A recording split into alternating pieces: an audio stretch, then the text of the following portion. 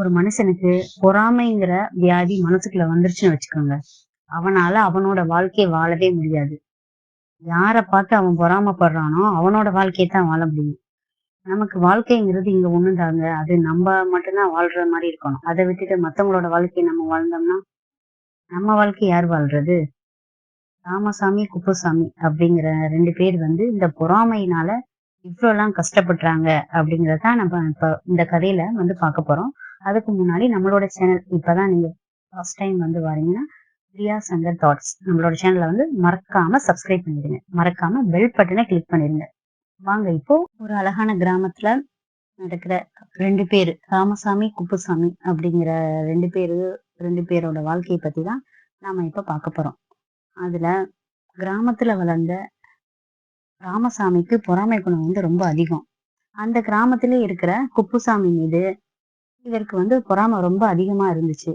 அவர் வந்து எல்லார்கிட்டயும் குப்புசாமி வந்து எல்லார்கிட்டயும் எப்படி வந்து நல்லா பேசுறாரு, நல்ல பேர் எடுக்குறாரு அப்படின்னு ராமசாமிக்கு அவர் மேல ரொம்ப கோவம். அது வந்து ரொம்ப பொறாமையா மாறிடுச்சு. அப்ப இந்த பேர வந்து குப்புசாமி மேல இருக்கிற பேர எப்படி நம்ம கெடுக்கலாம்? ஏதாவது ஒண்ணு பண்ணணும். இவருக்கு வந்து கெட்ட பேர் வாங்கி கொடுக்கணும் அப்படின்னு சொல்லிட்டு நிறைய யோசிக்கிறாரு, திட்டம்லாம் போடுறாரு. அப்புறம் ஒரு நாள் வந்து ஊர் பஞ்சாயத்துல குப்புசாமி மீது வந்து ஒரு பொய்யான பழிய வந்து சுமத்துறாரு. இதனால பஞ்சாயத்துல இருக்கிற அந்த பஞ்சாயத்து தலைவர்கள்லாம் என்ன பண்றாங்க, குப்புசாமிக்கு ஒரு பெரிய தண்டனை குடுத்துடுறாங்க. இப்படியே வந்து நாட்கள் வந்து போயிட்டே இருக்கு. இப்படி நம்ம வீண் பழிக்கு ஆளாயிட்டோமே அப்படின்னு சொல்லிட்டு ரொம்ப அவமானத்தோட குப்புசாமி வந்து வாழ்ந்துட்டு வராரு. அவரோட இந்த பரிதாப நிலைய வந்து பார்த்து ராமசாமிக்கு ரொம்ப மனம் வந்து வலிச்சிருச்சு. மனசாட்சி இப்பதான் அவருக்கு உறுத்துது. நாம ரொம்ப மிகப்பெரிய தவறு செஞ்சுட்டோமே அப்படின்னு நினைச்சு ரொம்ப வருத்தப்படுறாரு. இந்த பாவத்துல இருந்து நமக்கு எப்படியாவது பரிகாரம் தேடணும் அப்படின்னு சொல்லிட்டு யோசிக்கிறாரு. இதை யோசிச்சுட்டே இருக்கும்போது பக்கத்து ஊர்ல ஒரு சாது வந்து வந்திருக்கிறதா கேள்விப்படுறாரு. உடனே வந்து அந்த சாதுவை போய் நம்ம பார்த்து நம்மளோட பாவத்துக்கு ஏதாவது வந்து பரிகாரம் வந்து பிராயச்சித்தம் வந்து கிடைக்குமான்னு கேட்கலாம் அப்படின்னு சொல்லிட்டு அந்த சாமியை வந்து தேடி போறாரு அந்த ஊருக்கு.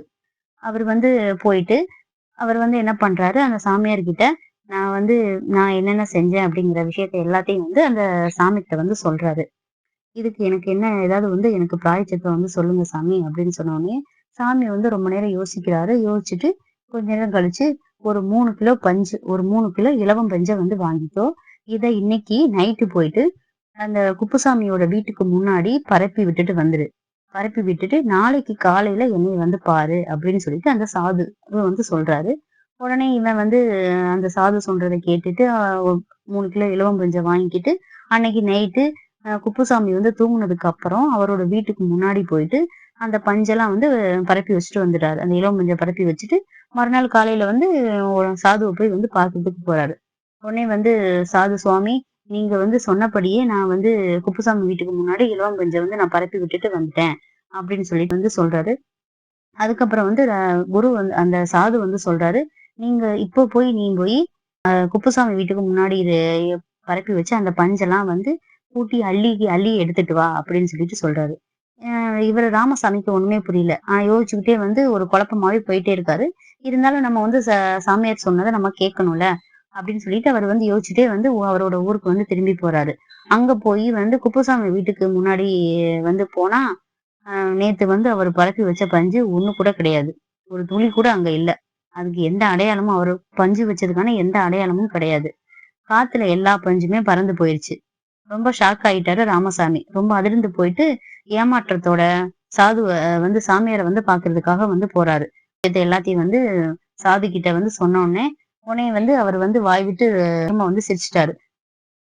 அதாவது நீ பரப்புன பஞ்சு இப்போ வந்து அள்ள முடியல அப்படித்தானே அப்படின்னு வந்து கேக்குறாரு. அதே மாதிரிதான் நாம ஒருவர் மேல வீண் பழி வந்து சொன்னோம்னா அதையும் வந்து திருப்பி அள்ள முடியாது. உனக்கு ஏற்பட்ட பாவத்தை வந்து போக்க முடியாது அப்படின்னு சொல்லிட்டு சாமியார் ஒரே வார்த்தையை சொல்லிட்டாரு.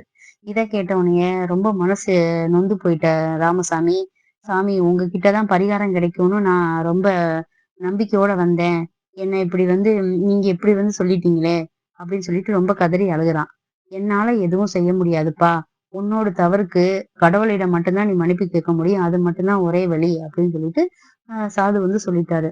அதாவது வீண் பழிய வந்து பிறர் மீது நம்ம சுமத்துனோம்னா நம்மளோட மனசாட்சியே நம்மள வந்து பாடாய்படுத்திரும்.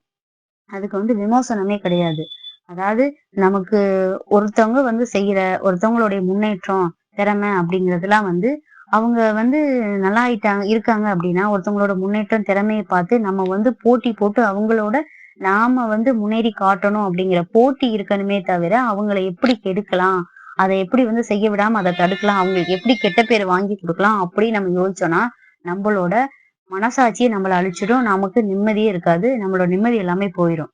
அதனால எப்பயுமே யாரையும் பார்த்து பொறாமைப்படுறத நிறுத்திட்டு, நாம் அவங்களோட உயர்வாகணும்னு அவங்கள ஒரு கோலா வச்சுக்கிட்டு, அவங்களோட இன்னும் ஒரு படி மேல வந்து உயர்ந்து காட்டணும் அப்படின்னு நினைச்சு, நம்மளோட வாழ்க்கைய வந்து உயர்றதுக்காக நம்ம வந்து செலவு பண்ணணுமே தவிர, இன்னொருத்தர கெடுக்கிறதுக்காக நம்மளோட வாழ்க்கைய, நம்மளோட அறிவையும் வந்து பயன்படுத்தினோம்னா, அதனால கிடைக்கிறது நமக்கு நஷ்டம் மட்டும்தான். இந்த வீடியோ உங்களுக்கு புடிச்சிருந்ததுன்னா, லைக் பண்ணுங்க, ஷேர் பண்ணுங்க, சப்ஸ்கிரைப் பண்ணுங்க. மறக்காம பெல் பட்டன கிளிக் பண்ணிருங்க. This video sponsored by Bymot app. இந்த பைமோட் ஆப்பை யூஸ் பண்ணி உங்களுக்கு தேவையான ஸ்டேஷனரி ஐட்டம்ஸ், மென்ஸ் அண்ட் விமென்ஸ்க்கு தேவையான பியூட்டி ப்ராடக்ட்ஸ் எல்லாமே அவைலபிளா இருக்கு. இந்த ஆப்போட லிங்க் டிஸ்கிரிப்ஷன்ல கொடுத்துருக்கேன். வேணுங்கிறவங்க கிளிக் பண்ணி இந்த ஆப்புக்குள்ள வந்து விசிட் பண்ணி உங்களுக்கு தேவையான பொருளை பர்ச்சேஸ் பண்ணிக்கோங்க. நன்றி, வாழ்க வளமுடன்.